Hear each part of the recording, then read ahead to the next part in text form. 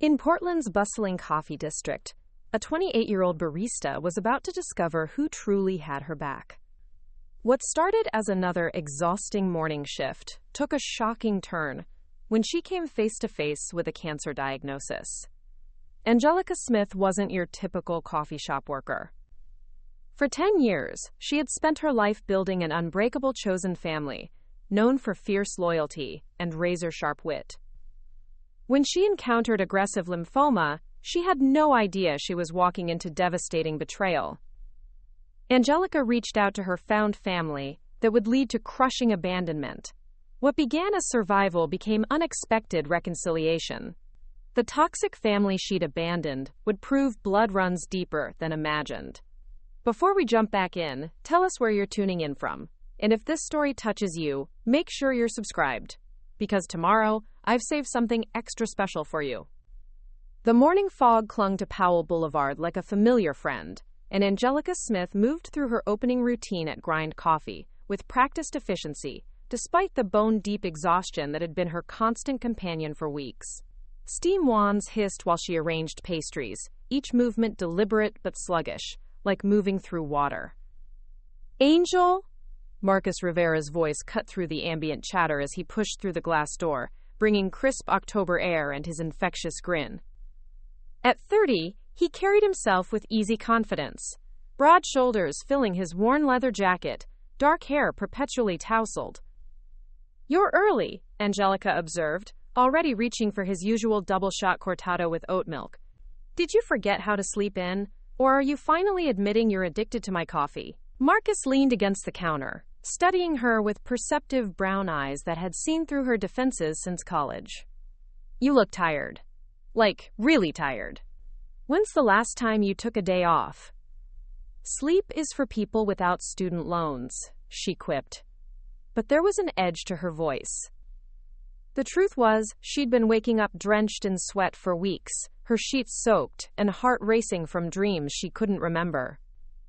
But admitting weakness had never been in Angelica's vocabulary. The bell chimed as Riley Thompson arrived for her pre-shift ritual. Even at 26, Riley carried herself with the no-nonsense authority of an ER nurse. Auburn hair pulled back practically, scrubs beneath her wool coat, another 12-hour shift at OHSU ahead. "Morning, sunshine," Riley said to Angelica, then nodded at Marcus. "Rivera. Still avoiding real work, I see." "Marketing is real work," Marcus protested. This was their dynamic.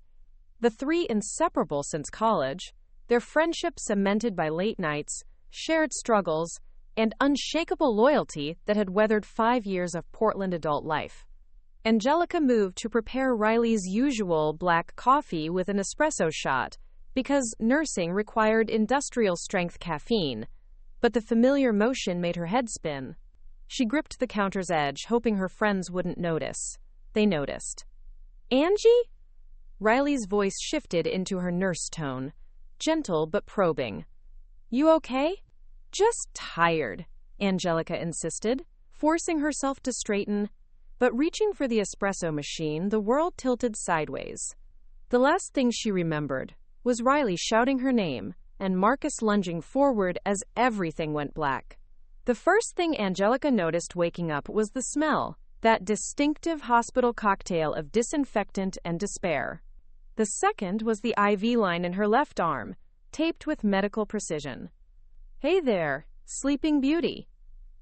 Riley's voice came from her right. Angelica turned her head, requiring more effort than it should, to find her friend in one of those uncomfortable plastic chairs designed to discourage long visits. "How long was I out?" 4 hours. You're at OHSU." Riley's expression was carefully neutral, which Angelica recognized as a bad sign. She'd learned to read Riley's professional mask. The more neutral, the more serious. Marcus appeared, looking uncharacteristically subdued. His usual smile was gone, replaced by something dangerously close to panic. "You scared the hell out of us, Angel." 1 minute making coffee, the next on the floor. "They've been running tests," Riley added, emphasizing tests. Plural. More bad news. A woman in a white coat entered. Dr. Patricia Kim was mid-40s. graying hair in a practical bun, direct gaze suggesting she didn't sugarcoat difficult news. "Miss Smith, I'm Dr. Kim, your hematologist. How are you feeling?" "Like I've been hit by a truck, but I'm guessing that's not why you're here." Dr. Kim pulled up a chair. Angelica recognized this as significant. Doctors didn't sit for good news.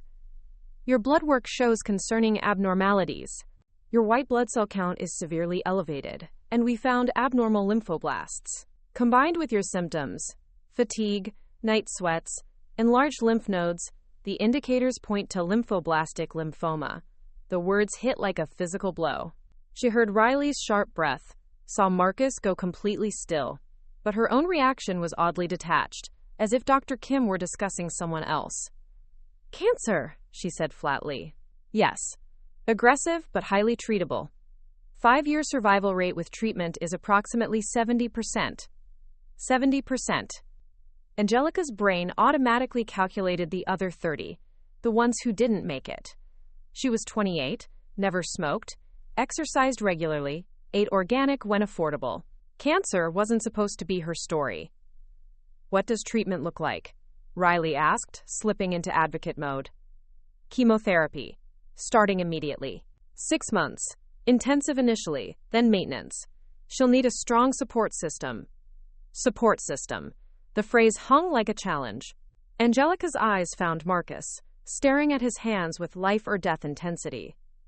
Riley was already pulling out her phone, calculating schedule rearrangements. "I'll need to call work," Angelica said, though mundane concerns felt surreal. "Insurance. And..." She trailed off, not knowing what else to do when your life gets upended in one conversation. "We'll help figure it out," Riley said firmly. "All of it." Marcus looked up, something flickering across his face. Fear, maybe deeper. But he nodded. "Of course. We're here for you, Angel. Whatever you need." After Dr. Kim left promising a treatment plan by morning, Angelica found herself alone with her thoughts. Riley had gone for coffee and phone calls. Marcus to move his car from emergency parking. She should call someone. Her family. But dialing her mother's number after 10 years of silence felt impossible. Carol Smith had made her priorities clear when Angelica was 18. The twins came first. Always. No room for a difficult older daughter who asked too many questions and needed too much reassurance. Instead, she opened the group chat with her chosen family. People who'd celebrated birthdays, commiserated over bad dates, shared Sunday brunches for nearly a decade. Finally settling on, "Can everyone meet at my place tomorrow night? Important stuff to discuss." Responses came quickly. Alex Morrison, former roommate and crisis management expert. "Everything okay? I can come over tonight if you need." Jake Chen from the bookstore. "Of course. Should I bring wine?" Sam Rodriguez, who'd taught her oil changes. "I'll bring dinner. Text if you need anything before then." These were her people. The family she'd chosen, built piece by piece from weathered friendships. They would rally around her. They would be her support system. Looking at their messages, concern and love through pixels, Angelica felt something loosen in her chest. She wasn't alone. Cancer might have invaded her body, but it couldn't touch the bonds she'd spent years building. Riley returned with coffee and practical information. Social worker numbers, treatment options, questions for Dr. Kim tomorrow. "You don't have to handle this alone," Riley said. "We've got you." Marcus reappeared with hospital gift shop sunflowers. He remembered they were her favorite, enforced brightness that didn't reach his eyes. "So," he said, working to inject normalcy, "I guess this means you'll finally have to let people take care of you." Meant as a joke, but something in his voice made Angelica look closer. Tension in his shoulders, tightness around his eyes she'd never seen. Marcus had always been steady, the rock their group depended on. Seeing him shaken felt almost as disorienting as the diagnosis. "I'm going to be fine," she told him, unsure if she was convincing him or herself. 70% survival rate. Pretty good odds. Marcus nodded but didn't meet her eyes. A small voice wondered why, but she pushed it aside. This was Marcus, who'd held her hair during food poisoning, co-signed her lease when her credit wasn't good enough, never let her down in 10 years. Cancer might be rewriting her story, but some things were constant. Some people were constant, weren't they? As visiting hours ended and friends prepared to leave, Angelica felt the first real fear since diagnosis. Not of cancer itself, that still felt abstract, but of being alone with its weight. "Tomorrow night," she said as they gathered things, "we'll figure out a plan." "Tomorrow night," Riley agreed, squeezing her hand. Marcus leaned down to kiss her forehead. Casual and comforting for years, but somehow different now. "Get some sleep, Angel. We'll take care of everything." After they left, Angelica stared at ceiling tiles, counting holes to distract from what lay ahead. 6 months of chemotherapy. Hair loss. Nausea. The possibility treatment might not work. But she had her people. Her chosen family already making plans, rearranging lives to support her. Family built from scratch, based on loyalty and love rather than obligation and genetics.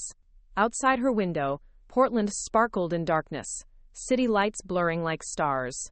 Somewhere, her friends were probably making lists, dividing responsibilities, figuring out how to be the support system Dr. Kim said she'd need. The thought should have been comforting. Instead, drifting off to sleep, she found herself wondering why Marcus had looked so scared, and why the fear in his eyes looked less like concern for her health, and more like something else entirely. Something that looked disturbingly like grief. Marcus's hand trembled slightly as he set down his coffee cup on Angelica's kitchen table. The assembled group, her chosen family of 5 years, sat in a circle that felt more like a tribunal than a support meeting. The evening light filtering through her apartment windows cast long shadows across the faces of people she'd trusted with her deepest secrets. "So," Alex Morrison said, their voice carefully measured, "chemotherapy. That's intense." Angelica watched her former roommate fidget with their phone, checking messages that probably weren't urgent. The same Alex who'd once sworn they'd be there through anything now couldn't maintain eye contact for more than a few seconds. 6 months, Riley clarified, her nursing background making her the default medical translator. Intensive treatment, then maintenance therapy. She looked around the circle, noting the subtle shifts in posture, the way conversations had become stilted since yesterday's diagnosis. Jake Chen cleared his throat. "We're all here for you, obviously. It's just, we need to be realistic about schedules and..." "What Jake means," Sam Rodriguez interrupted, "is we want to help, but some of us have commitments that might make things complicated." Angelica felt something cold settle in her stomach. These were the people who'd shown up for her birthday parties, who'd celebrated her coffee shop promotions, who'd declared themselves her real family when blood relatives had failed her. Now they were talking about her cancer treatment like a scheduling inconvenience. Marcus finally spoke, his charismatic confidence notably absent. "We should make a calendar, divide up responsibilities. Doctor appointments, grocery runs, that kind of thing." The suggestion hung in the air like a business proposal rather than an offer of love. Riley pulled out her phone and created a shared calendar, but as they went around the circle, the excuses began. "I've got that project deadline next week," Alex mumbled. "My manager's been on my case about overtime," Jake added. "Actually," Sam said, not meeting Angelica's eyes, "I might be traveling more for work this quarter." Only Riley seemed genuinely committed, her shifts at the hospital making her the most qualified to understand what lay ahead. "I can handle most of the medical appointments," she offered, but her tone carried a weight that suggested she'd already calculated the burden. "I should probably head out," Marcus said suddenly, standing with the jerky movements of someone fleeing. "Early meeting tomorrow." One by one, they filtered out of her apartment, leaving behind half-finished cups of coffee and promises that felt increasingly hollow. Riley stayed longest, helping clean up while offering practical advice about managing side effects. "They're scared," Riley said quietly as she rinsed dishes. "People don't know how to handle serious illness. It makes them confront their own mortality." But Angelica wasn't convinced fear was the only thing driving her friends away. She'd seen their faces when Dr. Kim mentioned the survival statistics. 70% wasn't a guarantee, and apparently, that uncertainty was too much for people who'd signed up for Sunday brunches, not life-or-death vigils. The next morning, Alex sent a text canceling their first scheduled visit. Something came up at work. Rain check?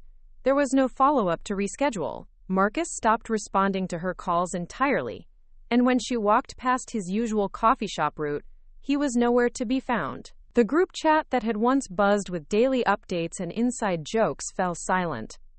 By her first chemotherapy appointment, only Riley showed up.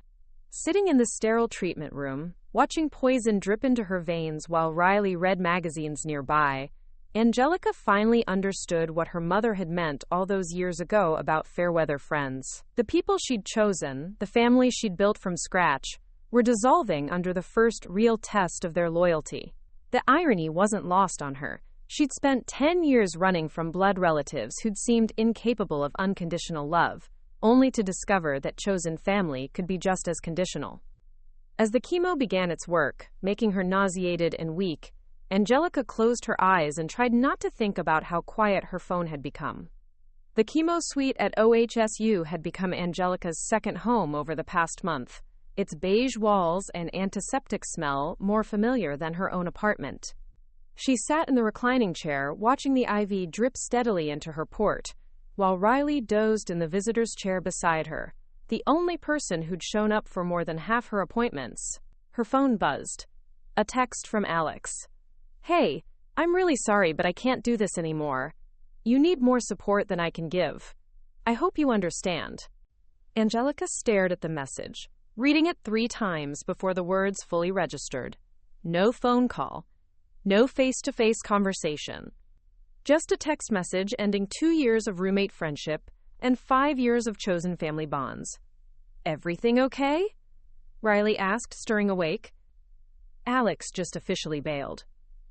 Angelica showed her the phone screen, surprised by how steady her voice sounded. "Guess that answers that?" Riley's jaw tightened. She'd been watching their friend group dissolve in real time, her nursing experience making her acutely aware of how people fled from serious illness. "I'm sorry, Angie." That's really shitty." The worst part wasn't the abandonment itself. It was how predictable it had become. Marcus had stopped answering her calls 2 weeks ago. When she'd finally worked up the courage to walk to his marketing firm downtown, the receptionist had claimed he was in meetings all day. Through the glass walls, she could see him at his desk, deliberately not looking toward the lobby. Jake had been more creative with his excuses. Family emergencies that seemed to coincide perfectly with her treatment schedule. Sam had simply stopped responding to the group chat entirely, their silence more brutal than any explanation. "I keep thinking about what you said," Angelica murmured, closing her eyes as a wave of nausea rolled through her. "About people being scared. But this isn't fear, is it? This is just abandonment." Riley reached over and squeezed her hand. "Some people can't handle other people's pain. It forces them to confront things about themselves they don't want to see." The nurse, Jennifer, approached with Angelica's next medication. She'd been working the chemo ward for 15 years and had seen every variation of human response to crisis. "How are we doing today, honey?" "Living the dream," Angelica replied with the black humor that had become her default. But as Jennifer checked her vitals, Angelica found herself asking, "Do you see this a lot? People's friends just disappearing?" Jennifer's expression softened with practiced compassion. "More than you'd think. Crisis has a way of showing people's true colors, but sometimes the people who surprise you aren't the ones you expect." That evening, alone in her apartment for the first time in weeks, Angelica sat on her couch surrounded by the detritus of her former social life. Photos from birthday parties, inside jokes scrawled on takeout napkins, ticket stubs from concerts they'd attended as a group, the physical evidence of relationships that had evaporated the moment she'd needed them most. Her reflection in the dark window showed the toll treatment was taking, her face gaunt, her hair thinning, dark circles under her eyes. She looked like someone who was dying, and maybe that's all her friends could see when they looked at her now. The apartment felt cavernous without the constant buzz of group chats and planned hangouts. No more Sunday brunches, No more impromptu movie nights. No more people to call when she needed to talk through a bad day at work. The silence was so complete, it felt aggressive. She found herself scrolling through old photos on her phone, pausing on a selfie from Jake's birthday party 3 months ago. 7 people crowded into the frame, all smiles and raised glasses, Marcus's arms slung around her shoulders like a promise. Squad goals, the caption read. Found family forever. Forever had lasted exactly 37 days from diagnosis to complete abandonment. Her phone rang, startling her from her spiral. Unknown number with a Portland area code. Hello? She answered warily. Angelica? This is your mother. The words hit her like a physical blow. Carol Smith's voice was older, more tentative than she remembered, but unmistakably the woman who'd raised her for 18 years before she'd fled home. How did you get this number? Riley called me. Carol's voice carried a mixture of apology and determination. She thought you might need. She said you were sick. Angelica's hand tightened on the phone. Riley, who'd watched her chosen family abandon her one by one, had done the one thing Angelica had sworn she'd never allow, reached out to the biological family she'd spent 10 years avoiding. I don't want to talk to you, Angelica said, but the words lacked conviction. 3 months ago, she would have hung up immediately. Now, exhausted by abandonment and hollowed out by chemotherapy, she found herself staying on the line. I know, Carol said quietly. I know you don't. But I'm at the hospital. I've been sitting in the parking lot for 2 hours, trying to get the courage to come inside. Through her apartment window, Angelica could see the OHSU complex in the distance, its lights twinkling against the October darkness. Somewhere in that parking lot, the woman who'd emotionally neglected her for years was gathering courage to face the daughter she'd failed. Why now? Angelica whispered. Because, Carol's voice broke slightly. Because maybe it's time I tried to be the mother you needed me to be. The line went quiet except for the sound of both women breathing, separated by years of hurt but connected by a crisis that had stripped away everyone else Angelica thought she could count on. For the first time since her diagnosis, Angelica felt something other than anger or fear. She felt curiosity. I'm in room 412, she heard herself say. Room 412 felt different with Carol Smith standing in its doorway. Smaller somehow, as if the presence of Angelica's mother had compressed the space into something more intimate and dangerous than the sterile medical environment it had been moments before. Carol looked older than Angelica remembered, 52 now, with silver threading through her dark hair and lines around her eyes that spoke of sleepless nights. She wore a navy blazer over dark jeans, professional but approachable, like she'd dressed for a business meeting with someone she desperately wanted to impress.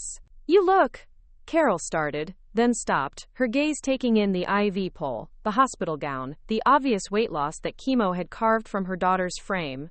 Like I'm dying? Angelica finished, her voice carrying the sharp edge that had always been her first line of defense. Because I might be. 70% survival rate sounds good, until you realize that means 30% don't make it. Carol flinched but stepped into the room anyway, closing the door behind her. Riley said lymphoma. Aggressive form. Riley said a lot of things, apparently. Angelica shifted in her hospital bed, trying to find a position that didn't make her feel quite so vulnerable. Like giving you my phone number after I specifically told her I didn't want my family contacted. Don't be angry with her. I called the hospital first, then the coffee shop. I was going to find you one way or another. Carol pulled the visitor's chair closer to the bed, but didn't sit, as if asking permission. May I? Angelica nodded, curious despite herself. This wasn't the cold, distant woman she remembered from her childhood. This Carol seemed nervous, almost fragile, her hands trembling slightly as she settled into the chair. I've been in therapy, Carol said without preamble. 3 years now. Started after Jessica told me about seeing you at Powell's. She recognized you but was too scared to say hello. Jessica saw me? The name of her younger sister hit unexpectedly. carrying with it a flood of memories Angelica had worked hard to suppress. 2 years ago, you were buying books, laughing with friends about something. She said you looked happy, successful, independent. Carol's voice carried a mixture of pride and profound sadness. She wanted to approach you, but Ryan talked her out of it. Said you'd made it clear you wanted nothing to do with us. I didn't. The words came out flatter than Angelica intended. I don't. I know. And I understand why. Carol leaned forward slightly, her eyes, the same dark brown as Angelica's, direct and unflinching. I was a terrible mother to you. Not intentionally, but impact matters more than intention. The apology hung between them, so unexpected that Angelica felt disoriented. The mother she remembered never apologized, never admitted fault, never acknowledged that her emotional unavailability had driven her eldest daughter away. You have cancer, Carol continued, and the people you chose as family have abandoned you. Riley told me about your friends disappearing. Heat flooded Angelica's cheeks. She had no right. She was worried. She said you've been going to appointments alone, that your support system collapsed. Carol's professional composure cracked slightly. I know I don't have the right to be here. I know I lost that privilege years ago. But you're my daughter, and you're facing this alone, and I can't live with that. Where was this concern when I was 18 and begging you to notice me? The words erupted with 10 years of suppressed pain. Where was it when I was crying myself to sleep because you only had energy for the twins? Where was it when I told you I was leaving and you didn't even try to stop me? Carol absorbed the verbal assault without flinching, as if she'd expected it, prepared for it. You're right. I failed you completely. I was drowning in postpartum depression I didn't understand, overwhelmed by work, and I poured all my limited emotional resources into the babies who needed me most obviously. I told myself you were strong, independent, that you didn't need me the way they did. I did need you. The admission came out as a whisper, years of buried longing suddenly exposed. I know that now. Therapy helped me understand how my emotional neglect damaged you. How my criticism and distance made you feel unloved when the truth was I loved you desperately, but had no idea how to show it. Carol's voice broke slightly. I was repeating patterns from my own childhood, and by the time I realized what I was doing, you were gone. Dr. Kim appeared in the doorway, her expression carefully neutral as she took in the scene. Patient and visitor both clearly emotional, tissues scattered on the bedside table. I'm sorry to interrupt, Dr. Kim said. I wanted to check on Miss Smith before I headed home for the evening. This is my mother, Angelica said, the words feeling strange in her mouth. Carol Smith. Ah. Dr. Kim's expression shifted to something warmer. I was wondering when family would start appearing. Cancer has a way of bringing people together. Or driving them apart, Angelica muttered. Dr. Kim moved to check Angelica's chart, her presence providing a buffer of medical professionalism that made the emotional intensity more manageable. How are you feeling today? Any new symptoms I should know about? As they discussed side effects and medication adjustments, Angelica found herself watching her mother's face. Carol listened intently to every word, asking informed questions about treatment protocols and prognoses with the kind of focused attention Angelica had craved as a child. Dr. Kim, Carol said as the oncologist prepared to leave, what kind of support system does Angelica need during treatment? Extensive, Dr. Kim replied honestly. Transportation to appointments, help with daily tasks during rough patches, emotional support during the psychological challenges of treatment. It's not something anyone should face alone. After Dr. Kim left, the room fell quiet again. Carol reached into her purse and pulled out her phone, scrolling to a photo she showed to Angelica, a family picture from Christmas, featuring the twins now grown into young adults. Jessica's an art teacher now. Ryan's in graduate school for engineering. They ask about you sometimes. Wonder if you're happy, if you ever think about us. Carol tucked the phone away. I tell them I hope you are, but I don't know because I threw away my right to know when I failed you. Why are you really here? Angelica asked, exhaustion making her defenses crumble. Because I love you, Carol said simply. Because I've always loved you, even when I was too broken to show it properly. Because you're facing something terrifying, and no one should face that alone, especially not my daughter. Outside the hospital window, Portland's evening lights began to twinkle. Somewhere in the city, her chosen family was going about their lives, having successfully excised the inconvenience of her illness from their social circle. And here, in this sterile room, sat the woman she'd fled from, offering the very thing the others had withdrawn. "If you let me," Carol said quietly, "I'd like to try being your mother again. Not the mother I was, but the mother you deserved." For the first time in 10 years, Angelica found herself considering the possibility that people could change, that the family she'd abandoned might be capable of the unconditional love her chosen family had proven incapable of providing. "I have chemo on Thursday," she heard herself say. "I'll be here," Carol replied without hesitation. And somehow, for the first time since her diagnosis, Angelica believed that someone actually would be. Jessica Smith arrived first, carrying a canvas tote bag that rattled with art supplies and the nervous energy of someone who'd rehearsed this moment 1,000 times. At 25, she'd inherited their mother's dark eyes, but Angelica's stubborn jawline, a combination that made her look like a younger version of the sister she'd lost 10 years ago. "I brought watercolors," she said from Angelica's apartment doorway, holding up the tote like a peace offering. "I thought if you're stuck at home recovering, you might want something to do with your hands." Angelica sat on her couch, wrapped in the soft throw blanket Carol had brought the day before, their first civil exchange in a decade. The gesture felt surreal. Her estranged sister, standing in her carefully curated apartment, offering art supplies as if the last 10 years of silence could be bridged with paint and paper. "You can come in," Angelica said, her voice carrying the cautious tone of someone extending trust incrementally. "Though I should warn you, chemo brain makes me terrible company. I forgot how to work my coffee maker yesterday." Jessica stepped inside, her gaze taking in the space with obvious curiosity. Photos covered the walls, not of family, but of the chosen family that had recently abandoned her. Coffee shop friends, birthday parties, hiking trips. Evidence of a life built from scratch after fleeing home. "Your apartment is beautiful," Jessica said, settling into the armchair across from the couch. "Very you. From what I remember of you." "You remember me? Of course I remember you."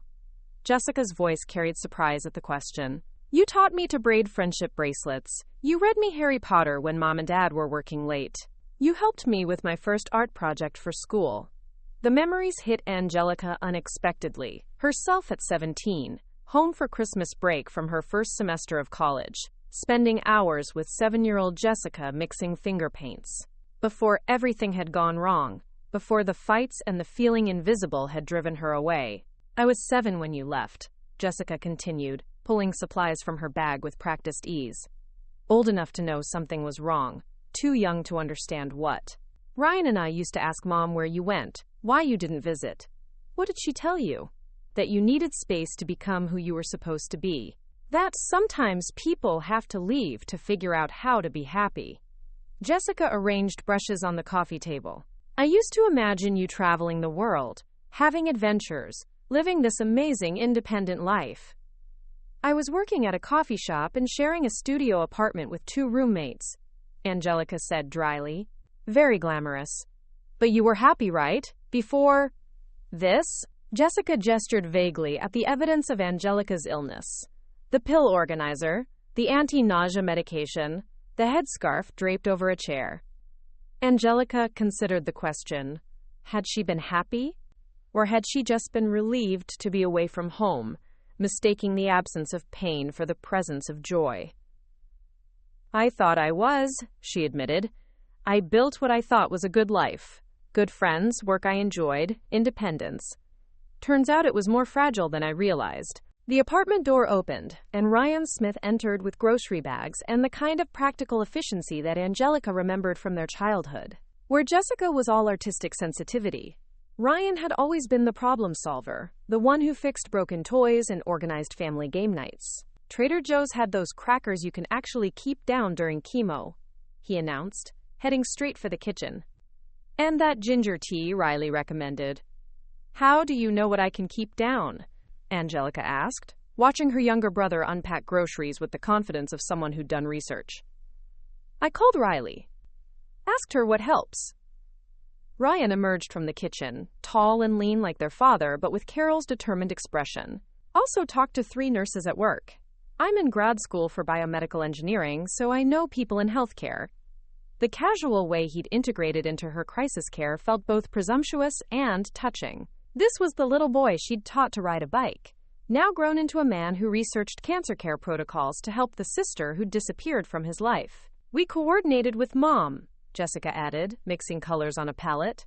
Figured out a schedule so you're not overwhelmed but also not alone too much. You coordinated? The word choice struck Angelica as significant.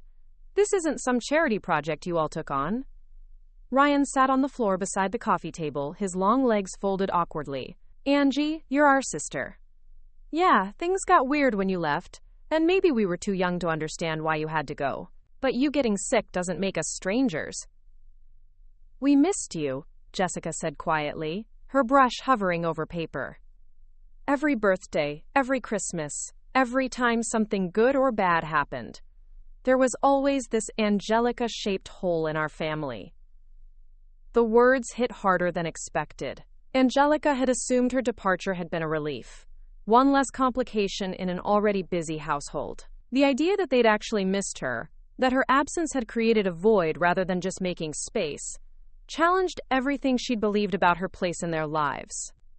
I missed you too, she admitted, the words feeling dangerous but necessary. I just didn't think you'd want me back. We always wanted you back, Ryan said firmly. We just didn't know how to find you, and Mom said we needed to respect your choice to stay away. They spent the afternoon in careful conversation, rebuilding connections with the tentative care of people handling something precious and breakable. Jessica painted while they talked, abstract watercolors that seemed to capture the emotional complexity of the day. Ryan organized Angelica's medical information with engineering precision, creating systems for tracking medications and appointments. Your friends, Jessica said as the afternoon light shifted, the ones in these photos. Riley said they just left? Most of them. Angelica's voice carried the exhaustion of repeated explanation. Turns out chosen family can be just as conditional as biological family. More conditional, maybe, since there's no guilt or obligation to keep them around when things get hard.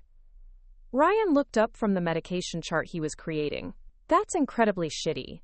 I mean, what's the point of friendship if it disappears when you actually need it? Fear, I think. Death makes people uncomfortable. Serious illness reminds them they're mortal, too. Angelica pulled the throw blanket tighter around her shoulders. Or maybe they just weren't the people I thought they were. Their loss, Jessica said with surprising vehemence. Anyone who abandons you during cancer treatment doesn't deserve you at your best. As evening approached, both twins prepared to leave. Jessica to her teaching job, Ryan to his graduate studies. But before they went, they established plans for the week ahead. Jessica would come by Tuesday with more art supplies and help with groceries. Ryan would drive her to Thursday's chemo appointment if Carol couldn't make it. This doesn't fix everything, Jessica said as she packed up her supplies. I know there's a lot of hurt between you and Mom, stuff Ryan and I weren't old enough to understand when it happened. But we're adults now, Ryan added. And we can make our own choices about what family means. If you'll let us, we'd like to try being your siblings again. Not the kids you left behind, but the people we became after you were gone. After they left, Angelica sat surrounded by the evidence of their visit. Jessica's painting propped against the window to dry, Ryan's organized pill schedule taped to her refrigerator, groceries chosen specifically for someone undergoing chemotherapy. Her apartment felt different, less like a fortress against the world, and more like a home where people cared about her well-being. Her phone buzzed with a group text from Jessica. Thanks for letting us back in. We love you. Ryan's message followed immediately. See you Thursday for chemo if Mom can't drive. And Angie? We're not going anywhere this time. For the first time since her diagnosis, Angelica felt something she'd almost forgotten. The security of belonging to people who showed up not because they had to, but because they wanted to. Family not as obligation or accident of birth, but as choice renewed daily through small acts of care. Outside her window, Portland's lights began to twinkle, but instead of feeling isolated from the city's life, Angelica felt connected to it, through the web of relationships that were slowly, carefully being rewoven around her. Maybe family wasn't about who had hurt you in the past, but about who chose to love you in the present. Maybe healing happened not just in hospital rooms, but in living rooms, where estranged siblings offered art supplies and organized medical schedules, with the quiet determination of people committed to staying. The family therapist's office felt nothing like Angelica had expected. Instead of clinical sterility, Dr. Maria Santos had created a space that felt more like a comfortable living room, soft lighting, earth-toned furniture, and plants that suggested growth rather than dysfunction. Still, Angelica's hands trembled as she sat across from Carol, 10 years of accumulated hurt hanging between them like a wall neither knew how to breach. "I want to start by acknowledging how difficult this must be," Dr. Santos said, her voice carrying the gentle authority of someone who'd guided countless families through similar reckonings. "You've both agreed to be here, which suggests you're ready to do some hard work." Carol shifted in her chair, her professional composure intact but her eyes betraying the same nervousness Angelica felt. "I asked for this session because I know talking alone isn't enough. We need help navigating everything I did wrong." "What do you think you did wrong?" Dr. Santos asked. The question opened a floodgate. Carol's voice cracked as she began cataloging her failures. The emotional unavailability, the way she'd poured all her limited energy into the twins while treating Angelica like she was already grown and self-sufficient. The criticism disguised as high expectations that had made her eldest daughter feel fundamentally unlovable. "I was drowning," Carol said, tears flowing freely now. "Postpartum depression that went undiagnosed for years, a real estate career that demanded everything, and 3 children who needed me in different ways. I convinced myself that Angelica was strong enough to handle my neglect, that she didn't need the same kind of attention as the babies." Angelica listened to her mother's confession with a mixture of validation and renewed anger. "I was 17 when you told me I was too needy," she said, her voice steady despite the tears. 17, and you made me feel like wanting emotional support from my mother was a character flaw. You're right. God, you're absolutely right. Carol's composure finally shattered completely. I was repeating patterns from my own childhood. My mother was cold, distant, critical. I swore I'd be different, but when I was overwhelmed, I defaulted to what I knew. Dr. Santos leaned forward slightly. Angelica, how did that feel for you as a teenager? Like I was fundamentally wrong somehow. Like there was something about me that made me unworthy of love. The words came out in a rush, years of therapy with college counselors suddenly crystallizing into clarity. I worked so hard to be perfect. Good grades, no trouble, helping with the twins, but nothing I did made her see me. I saw you, Carol protested. I saw how capable you were, how independent. I didn't want to be independent at 16. Angelica's voice rose. I wanted to be your daughter. I wanted you to ask about my day, to comfort me when boys broke my heart, to be proud of me for things that weren't achievements. I wanted you to love me for existing, not for being useful. The silence that followed was heavy with recognition. Dr. Santos let it stretch before speaking again. Carol, what do you hear Angelica saying? That I failed her completely. That my emotional neglect made her feel unloved when the truth was, I loved her desperately, but had no idea how to show it in ways she could receive. Carol wiped her eyes. I thought I was raising a strong, independent woman. I didn't realize I was creating someone who felt abandoned by the person who was supposed to love her unconditionally. And Angelica, what do you hear your mother saying? Angelica was quiet for a long moment, processing the difference between explanation and justification. That she was struggling too. That her neglect came from overwhelm, not malice. That she loved me but didn't know how to show it in ways that felt like love to me. Does understanding her struggles excuse the impact on you? No, Angelica said firmly. But it helps me understand that her failures weren't about my worth. They were about her limitations. Dr. Santos nodded. One of the hardest things about family healing is learning to hold multiple truths simultaneously. Carol was overwhelmed and struggling, and her response to that overwhelm deeply hurt Angelica. Both things can be true. Carol leaned forward, her hands clasped tightly. I've been in individual therapy for 3 years, working on understanding my patterns, learning emotional regulation I never developed as a child. I can't undo the damage I did, but I want to show you that I've changed. How? Angelica asked. How do I trust that this isn't just guilt over my cancer diagnosis? How do I know you won't disappear again when the crisis passes? Because I've been trying to find you for 2 years, Carol said quietly. Since Jessica saw you at Powell's. I've driven by your coffee shop dozens of times, wanting to come in but respecting your boundaries. I've written letters I never sent. I've practiced conversations with my therapist about what I'd say if I ever got the chance to apologize.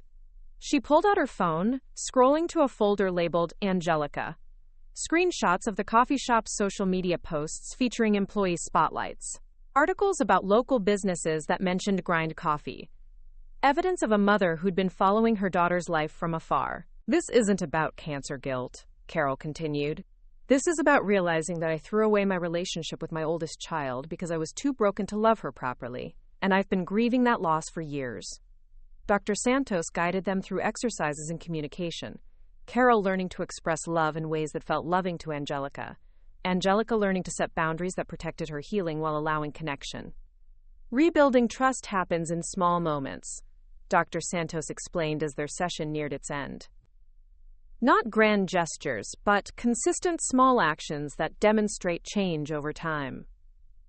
As they prepared to leave, Angelica found herself asking the question that had haunted her for 10 years. Why was it so easy to love Jessica and Ryan, but so hard to love me? Carol stopped walking, her face crumbling again. It wasn't easier to love them. It was easier to show them love because they were babies. Their needs were simple and clear. You needed emotional intimacy, validation, the kind of complex emotional support I'd never learned to give. I failed you because loving you required skills I didn't have, not because you were less lovable. In the parking lot, they stood beside their separate cars, the October air crisp with the promise of rain. I have chemo Thursday, Angelica said, echoing the words that had started this tentative reconciliation. I'll be there, Carol replied, just as she had before.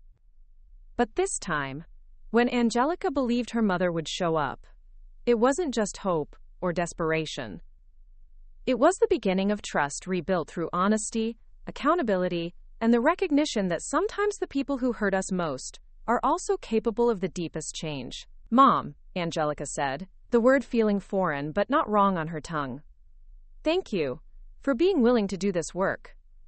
Carol's smile was watery but genuine. Thank you for giving me the chance to try being the mother you deserved.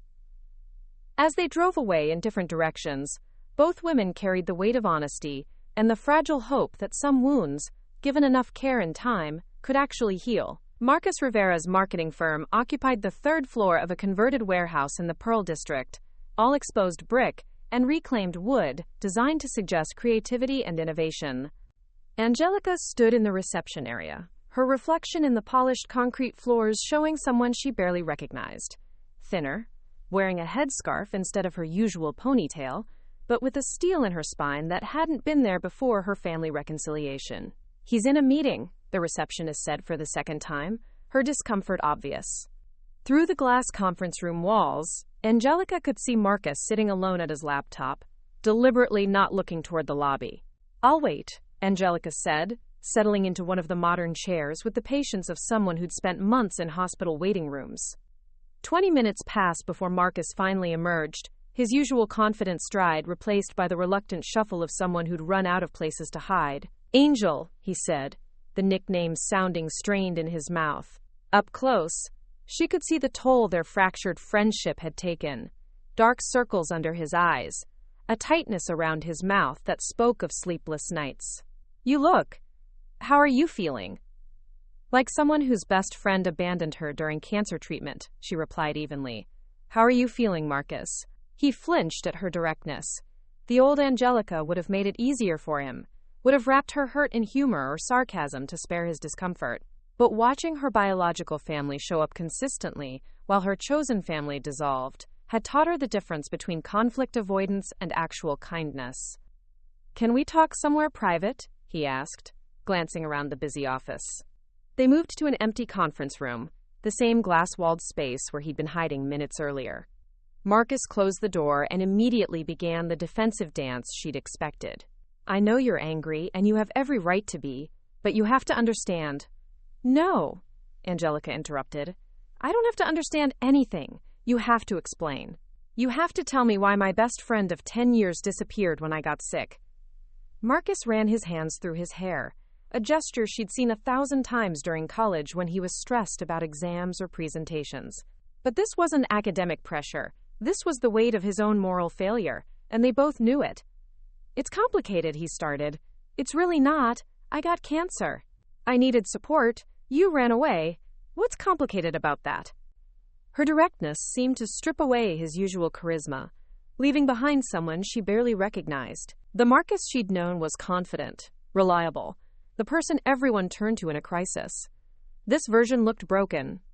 "My dad," he said finally, his voice barely above a whisper. "My dad died of cancer when I was 15. Pancreatic. It was horrible, Angel. Months of watching him waste away, of him getting sicker and sicker, of knowing there was nothing any of us could do." The confession hit her unexpectedly. In 10 years of friendship, Marcus had mentioned his father's death exactly once, a brief acknowledgement during a late-night conversation freshman year. She'd assumed he'd processed it, moved on. "When you got diagnosed," he continued, tears starting to flow, "all I could see was my dad in that hospital bed. All I could think about was watching you." He couldn't finish the sentence. "So you decided to watch me what? From a distance? Through other people's updates?" Angelica's voice carried steel, but underneath was the pain of someone whose trust had been shattered by cowardice. "You decided your trauma was more important than my crisis?" "I couldn't handle it," Marcus admitted, the words coming out like a physical confession. "I knew it was selfish. I knew it was wrong. But every time I thought about coming to see you, about sitting in those hospital rooms, I had panic attacks. I couldn't breathe." "So you got therapy? You talked to someone about your unresolved grief so you could show up for your best friend?" Marcus's silence was answer enough. "You just ran," Angelica continued. "You let your 15-year-old trauma control your 30-year-old choices, and you abandoned me to deal with my life-threatening illness alone." "I'm sorry," he whispered. "I'm so fucking sorry, Angel. I hate myself for it. I've hated myself every day since I stopped answering your calls." "Good," she said bluntly. "You should hate yourself for it. Do you know what the last few months have been like? Watching everyone I trusted disappear one by one? Sitting through chemo treatments alone because my family couldn't handle the reality of serious illness?" Marcus was crying openly now, the kind of ugly, raw tears that come from facing your own moral failure. "I know," Riley told me. "I know about your mom, about your siblings coming back. I know I missed everything important." "You didn't miss it. You chose not to be there for it." The distinction landed like a physical blow. Marcus looked up at her, and for the first time since she'd walked into his office, she saw genuine recognition of what he'd done. "I don't expect forgiveness," he said. "I don't deserve it. I needed you to know that leaving you wasn't about not loving you. It was about being too broken to love you properly when you needed it most." Angelica studied his face, seeing the boy who'd lost his father and the man who'd let that loss define his capacity for loyalty. She felt something she hadn't expected. Not forgiveness, but understanding. "Your dad's death was traumatic," she said finally. "Your fear was real. But Marcus, I wasn't your father. I wasn't dying. I needed support, not to be abandoned because you couldn't handle the possibility of loss. I know that now. I'm in therapy. I should have been in therapy 15 years ago." "You should have been in therapy 15 years ago," she agreed. "But more importantly, you should have been honest with me about your limitations instead of just disappearing."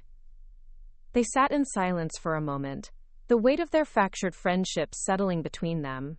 Outside the conference room, the marketing firm buzzed with activity.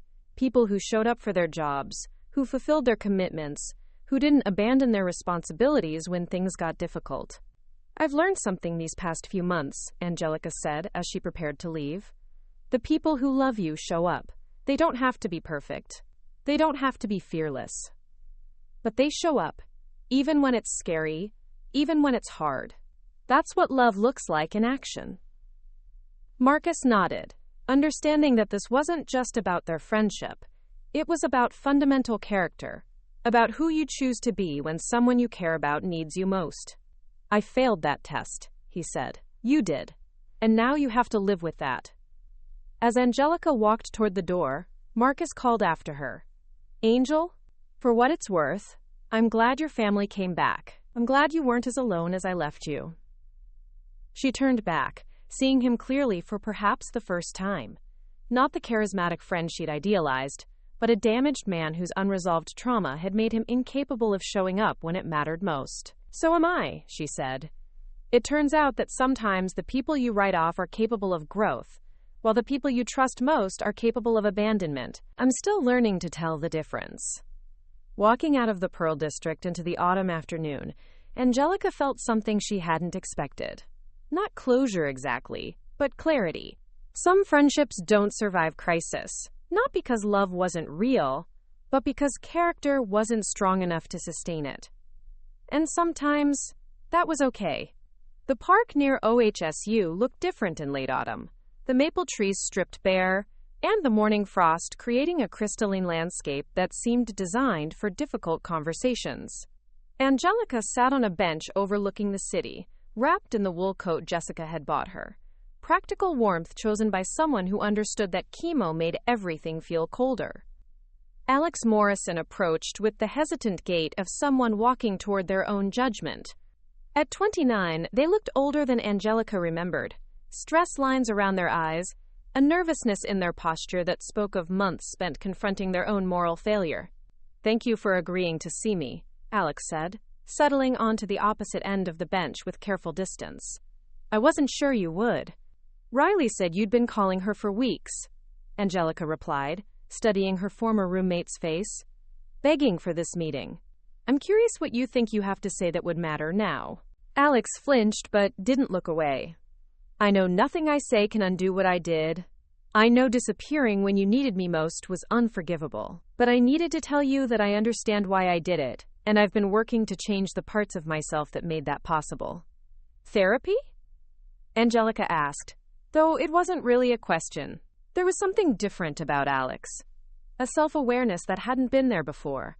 A willingness to sit with discomfort that their old anxiety-avoidant patterns wouldn't have allowed. 6 months of it started the week after I sent you that cowardly text message. Alex pulled out their phone, scrolling to a screenshot. I actually wrote out what I wanted to say that day. The real reason I was leaving. They showed Angelica the unsent message. I can't handle watching you be sick. It terrifies me and makes me feel helpless, and I don't know how to be useful in a crisis. I'm too selfish to put your needs before my comfort, and I hate that about myself, but not enough to change it. I'm sorry for being exactly who you always worried I was. Why didn't you send this instead? Angelica asked, reading the brutal honesty. Because it would have required me to acknowledge that I was choosing my own comfort over your life-threatening illness. Sending the generic, I can't do this message let me pretend it was about circumstances rather than character. Angelica handed back the phone, struck by the difference between this conversation and her confrontation with Marcus. Where Marcus had offered explanation mixed with self-pity, Alex was providing unflinching accountability. My therapist helped me understand that I've spent my whole life running from anything that requires sustained emotional labor, Alex continued. Relationships, friendships, family responsibilities. If it got messy or demanding, I found reasons to exit. You getting cancer wasn't the first time I abandoned someone who needed me. It was just the most unconscionable. And now you've magically changed? Angelica's voice carried skepticism earned through months of abandonment. No change isn't magic, and it's not complete. But I've learned to recognize my patterns and interrupt them. I've practiced staying present with discomfort instead of fleeing from it. I've done the work to understand why I prioritize my own emotional safety over other people's actual safety. Alex reached into their jacket pocket and pulled out a folder. I've been documenting my therapy process. Not for you. You don't owe me forgiveness or a second chance. But because I wanted to show you that this isn't guilt-driven damage control. This is genuine reckoning with who I was and who I want to become. The folder contained printouts of therapy homework, exercises in emotional regulation, letters to people they'd abandoned over the years, a timeline of their pattern of conflict avoidance, evidence of someone doing the hard work of fundamental change. I wrote you letters, Alex said quietly, 63 of them over 6 months. Apologies, explanations, updates on my treatment process. I never sent them because this isn't about making me feel better. It's about acknowledging the harm I caused and taking responsibility for it. Angelica looked through the folder, seeing months of painstaking self-examination. This wasn't the performative accountability she'd become expert at recognizing. This was someone who genuinely confronted their worst impulses and committed to changing them. "What do you want from me?" she asked. "Nothing," Alex replied immediately. "I don't expect forgiveness. I don't expect our friendship to be salvageable. I wanted you to know that your cancer diagnosis revealed something terrible about my character, and I've spent the last 6 months rebuilding that character from the ground up. And if I said I never wanted to see you again, then I'd respect that completely, and I'd continue the work I'm doing because it's not contingent on your approval or forgiveness. I need to be a better person regardless of whether you're in my life." Riley appeared on the path, approaching with the measured pace of someone giving them time to finish their conversation. She'd agreed to witness this meeting, to provide both support for Angelica and accountability for Alex. "How's it going?" Riley asked, settling beside Angelica with the easy intimacy of someone who'd never wavered in her loyalty. "Alex has been explaining their therapy process," Angelica said. "Taking accountability for their patterns instead of just this specific abandonment." Riley nodded, studying Alex with the professional assessment skills that made her such a good nurse. "You look different. Less frantic." Anxiety medication helped with the frantic part. Therapy helped with the underlying selfishness. Alex closed the folder, their hands steady in a way Angelica remembered them never being. "I know I can't undo the damage I did, but I wanted Angelica to know that watching her biological family show up, while her chosen family fled, was a wake-up call about what loyalty actually looks like." "And what does loyalty look like?" Angelica asked. "Showing up even when you're scared. Staying present even when you feel helpless. Putting someone else's crisis before your own comfort." Alex met her eyes directly. "All the things I failed to do, but that your family has been doing consistently since they came back." As they prepared to part ways, Alex offered one final statement. "If you ever decide you want to try friendship again, on whatever terms feel safe for you, I'll be here. Not because I deserve a second chance, but because I want to be someone who's worthy of one." Walking back toward the hospital with Riley, Angelica felt the complexity of genuine remorse. Unlike Marcus's fear-based excuses, Alex had offered something rarer: complete accountability coupled with evidence of sustained personal work. "What are you thinking?" Riley asked. "That some people run from their worst impulses, and some people face them," Angelica replied. "The difference isn't about being perfect. It's about being willing to do the work to become better. Are you going to give them another chance?" Angelica considered the question as they walked through the park where bare trees reached toward a gray November sky. "Maybe, not friendship like we had before. That person died when they abandoned me, but maybe something new, built on who we both are now, instead of who we used to be."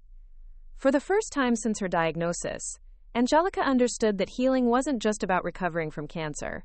It was about learning to distinguish between people who were capable of growth and people who were only capable of excuses. Some relationships could be rebuilt stronger after breaking. Others were meant to stay broken. The wisdom was learning to tell the difference. Dr. Kim's office felt different this time, filled with the quiet tension of months building toward this moment. Angelica sat in the familiar chair, but she wasn't alone. Carol sat to her right, Jessica and Ryan flanking her left, and Riley positioned herself where she could see the computer screen, a chosen family member who'd earned her place through unwavering loyalty. "The scans are clear," Dr. Kim announced, her professional composure unable to hide her genuine smile. Your blood work shows normal counts across the board. Angelica, you're officially in remission. The words hit like physical impact. Jessica started crying immediately. Ryan grabbed Angelica's hand, and Carol covered her mouth with both hands, tears streaming down her cheeks. Riley, ever practical, leaned forward with follow-up questions about maintenance protocols and long-term monitoring. But Angelica sat in stunned silence, processing the difference between this moment and her diagnosis 8 months ago. Then, she'd faced devastating news alone, abandoned by the people she'd trusted most. Now, surrounded by family who'd chosen to stay, the good news felt like validation of more than just her physical healing. What does this mean for the future? Carol asked, her real estate agent training kicking in with practical concerns. Continued monitoring, but Angelica can return to normal activities. The aggressive treatment worked exactly as we hoped. Dr. Kim turned to Angelica. How does it feel to hear that? Surreal, Angelica admitted. I keep waiting for the other shoe to drop. That's normal after what you've been through. Both the cancer and the other challenges you've faced this year. Dr. Kim had witnessed Angelica's support system collapse and rebuild. She'd seen the biological family return while chosen family disappeared. Understood the psychological healing that had paralleled the physical treatment. I have something for you, Jessica said, pulling out a small canvas. She'd painted Angelica's hands holding a coffee cup, surrounded by watercolor flowers. A celebration of survival and the simple pleasure of returning to work she loved. I've been keeping track of your recovery milestones, Ryan added, showing her a detailed chart only an engineering student could create. Your blood counts, weight gain, energy levels. The data is actually pretty remarkable. As they left the hospital together, Angelica realized this moment represented more than medical victory.